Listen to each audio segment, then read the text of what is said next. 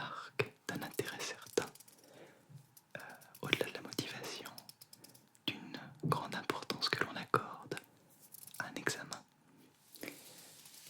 Donc c'est l'occasion d'aller de tester ses limites et c'est l'occasion d'aller de voir ce dont on est capable. Donc c'est un très très beau challenge, très très très beau.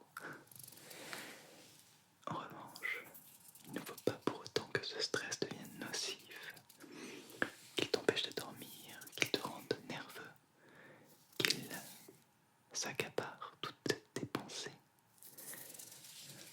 pour n'en faire plus qu'une angoisse, quitte à te déstabiliser le jour J. Alors non, pas ça, pas ça du tout, du tout, du tout, du tout. On peut canaliser son stress en se disant que même si les enjeux sont importants, même si tu rêves, même si tu meurs d'envie d'avoir cet examen, fais-toi confiance, donne-toi les moyens de réussir, prends le temps de t'organiser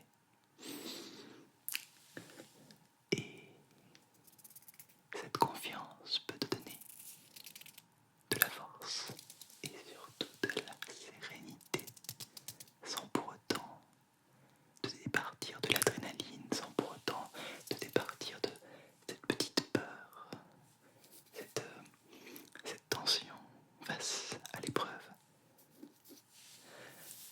Alors pour moi, la base de la base, c'est le sommeil. Bien dormir complètement. Dormir au moins 7 à 8 heures. C'est bien, voire plus. Moi par exemple, je suis plutôt un gros dormeur. Pour ne pas dire une marmotte. Mais en fonction de tes besoins, et tu sais pertinemment et précisément quels sont tes besoins en sommeil, essaye de passer de bonnes nuits. Alors j'ai pris des petites notes pour ne rien oublier, parce que c'est une vidéo assez méthodique. Beard scratching, il va y avoir des sons pendant toute cette vidéo. Ne sois pas choqué si tu ne connais pas l'ASMR, si tu tombes sur cette vidéo. Et si tu connais l'ASMR, eh bien j'espère que tous les sons que tu entendras vont te détendre et t'apaiser, car je suis là pour ça. L'ASMR peut te permettre de mieux dormir, de te détendre, et puis il y a aussi l'alimentation à ne pas négliger. Ne saute pas de repas, essaye de manger équilibré et tu peux éventuellement augmenter ton apport en vitamine C, par exemple le matin au petit déjeuner, prendre un jus de fruits, un jus d'orange par exemple. Il y a énormément de vitamine C dans la cérola par exemple aussi. Alors on est au mois de juin, donc les fraises par exemple commencent à offrir leur saveur, leur parfum. Et puis il y a des fruits exotiques, bien évidemment la goyave, mais aussi le poivron, qui est plus un légume d'été, le persil, le citron, ou encore le kiwi. Alors dans ton alimentation, tu peux aussi utiliser les plantes.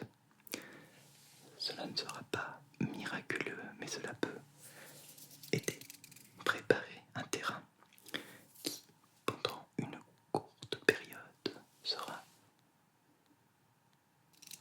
exposé au stress.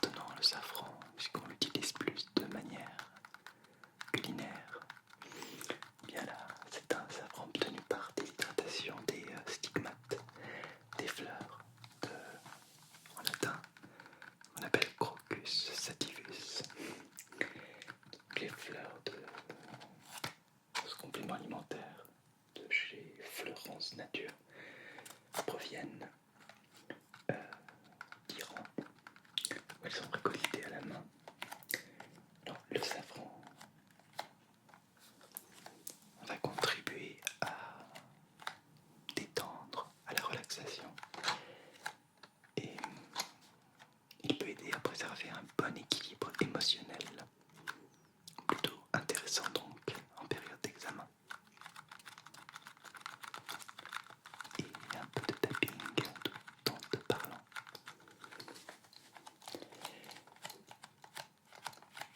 Donc il sera très utile pour garder, non pas la pêche, mais pour garder une humeur positive.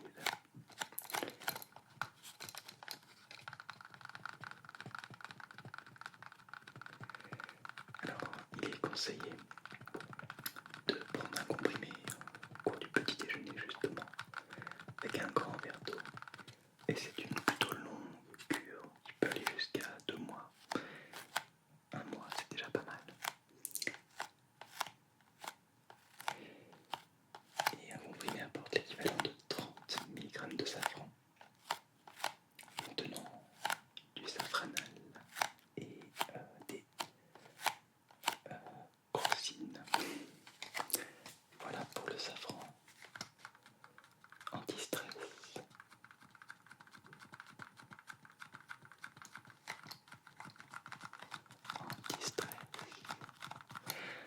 Alors j'ai trouvé 2 autres compléments alimentaires que j'ai également testés. Sinon je ne te les présenterai pas.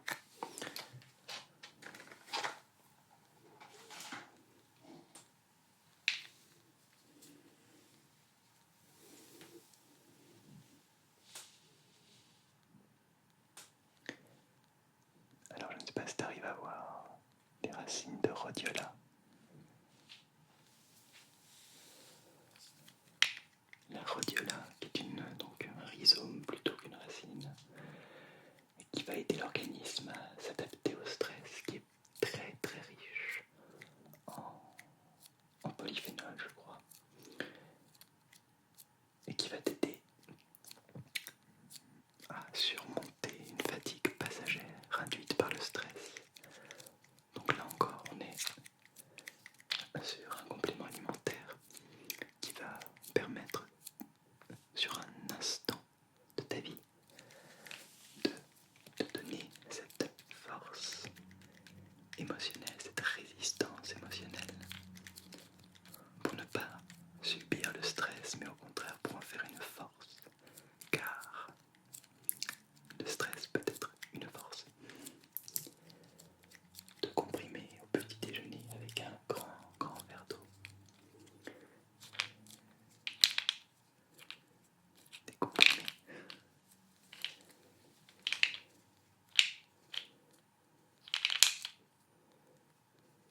Extrait de rhizome, en latin Rhodiola rosea.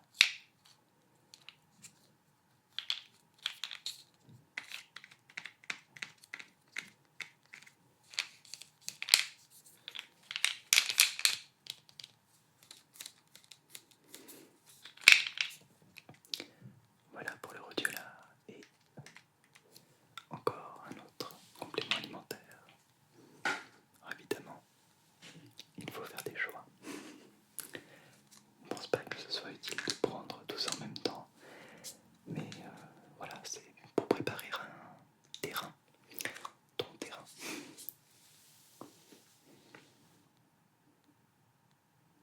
L'ashwagandha, qui cette fois-ci est une plante ayurvédique utilisée en médecine indienne.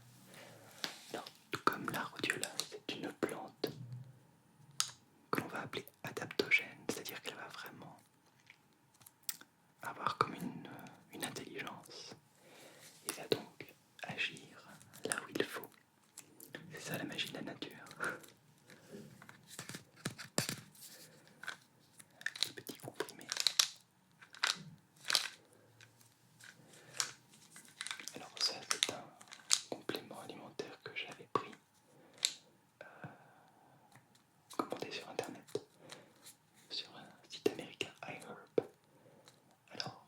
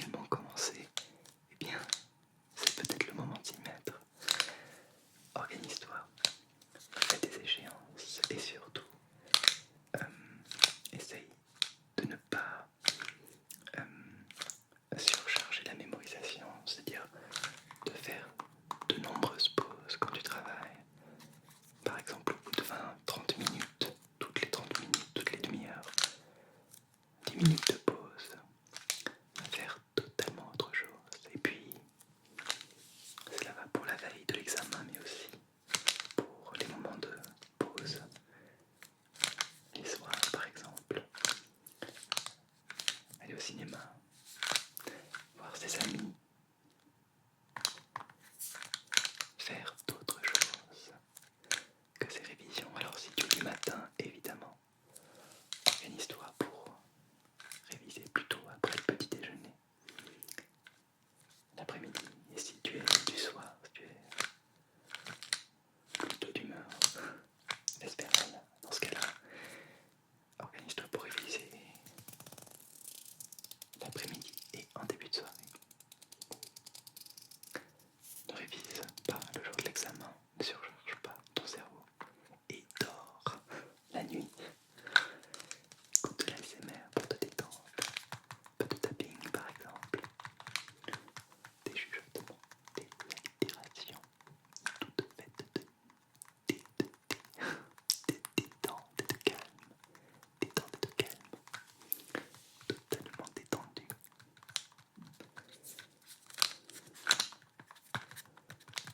Voilà, c'est important de t'accorder ces moments de calme. Puis, il y a toujours ce que je trouve de miraculeux, c'est le souffle. Respirer, respirer en pleine conscience, quelques minutes, c'est déjà ça. Sans rien attendre, simplement oxygéner son corps, écouter son corps, respirer de manière abdominale va te permettre aussi de réduire le stress. Respire, respire, toujours profondément. Le souffle, c'est la vie, c'est la détente, c'est la sérénité et le bonheur. Alors, j'ai reçu également on va dire un appareil de la marque Naipo qui a souhaité me faire tester ces appareils masseurs. Je n'étais pas très convaincu par ce genre d'appareil parce que je ne les avais pas testés. Et justement, si tu es très tendu, d'offrir un massage peut être aussi magique. Alors un vrai massage idéalement. Et si tu n'as ni les moyens, ni le temps, ni la patience peut-être d'aller te faire masser, eh bien il y a ces appareils masseurs qui reproduisent la technique du shiatsu, qui est une technique japonaise de massage. Alors je l'ai à côté de moi, je vais te le montrer.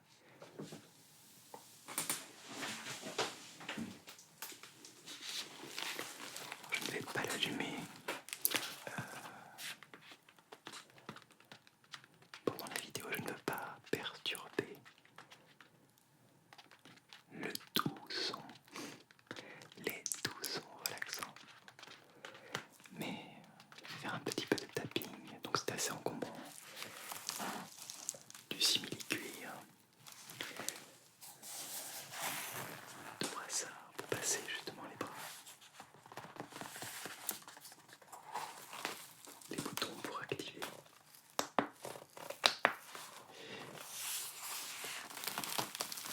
Derrière le filet, il y a deux petits trous qui vont s'allumer et s'éclairer de rouge. Elles sont chauffantes en plus. Tu vas donc pouvoir, avec ce genre d'appareil, t'offrir un petit massage. Je recommande des micro-massages de 5 minutes, 5 à 10 minutes pour dénouer tout ce que le stress accumule de tension dans la nuque par exemple. Alors c'est propre chez les hommes notamment, chez les femmes aussi, parfois un peu plus bas dans le dos, au milieu du dos.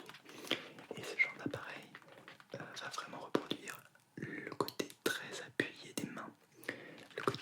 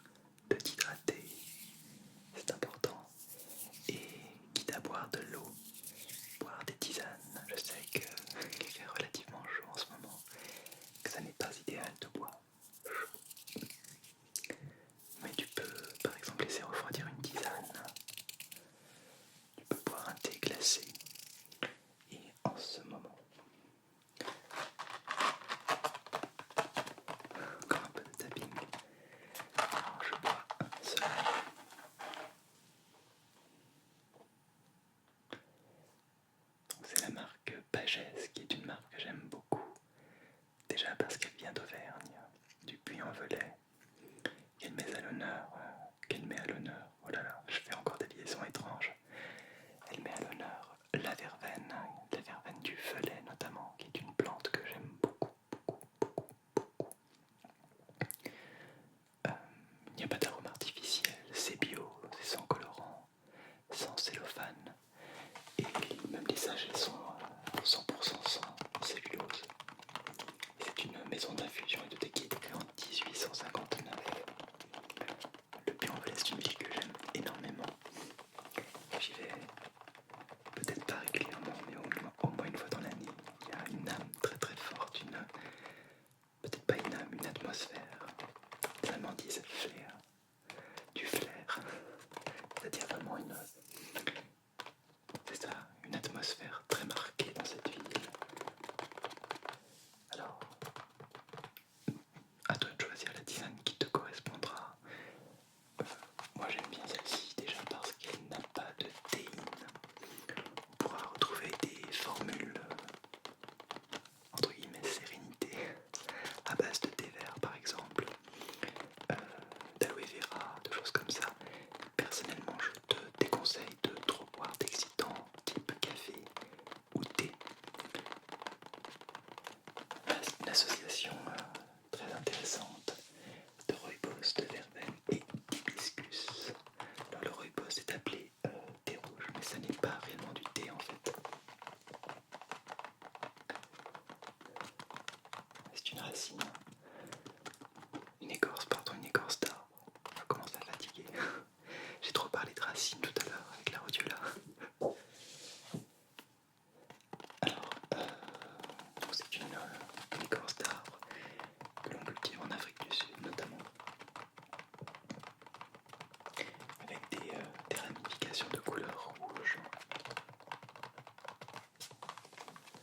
très agréable à observer et très agréable aussi au nez, associé à des saveurs. J'aime beaucoup l'associer à la vanille notamment. Sauf que là, donc nous avons 51% de rooibos et 47% de verveine bio et 2% d'hibiscus bio. La verveine possède des huiles essentielles de citronnellane ainsi que de citral. Elle a un côté très assainissant. Je l'utilise énormément en hydrolat personnellement. J'en mets au réfrigérateur et j'en pulvérise en fait sur la peau, en spray, en brumisateur, ultra agréable. Et le boire froid justement permet, pour cette tisane, la boire froid permet vraiment d'apprécier ce côté fraîcheur citronné.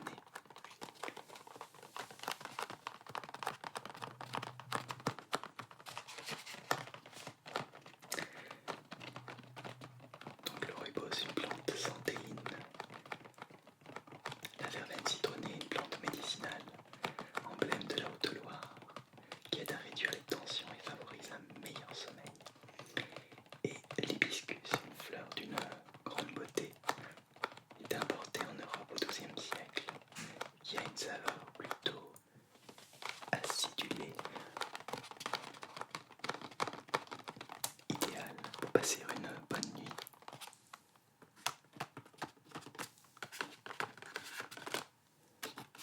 Voilà, encore un petit conseil pour ta détente. Cette vidéo s'achève ainsi, sur des notes citronnées de verveine, sur des chuchotements, des petits frottements de main, tout pour accompagner ta nuit, ton sommeil, ton endormissement. J'espère que cette vidéo t'a détendu autant qu'elle t'a apaisé. Fais-toi confiance. Tu vas réussir si tu t'en donnes les moyens. N'hésite pas à innover pour mémoriser. Utilise des cartes mentales pour visualiser comment le cerveau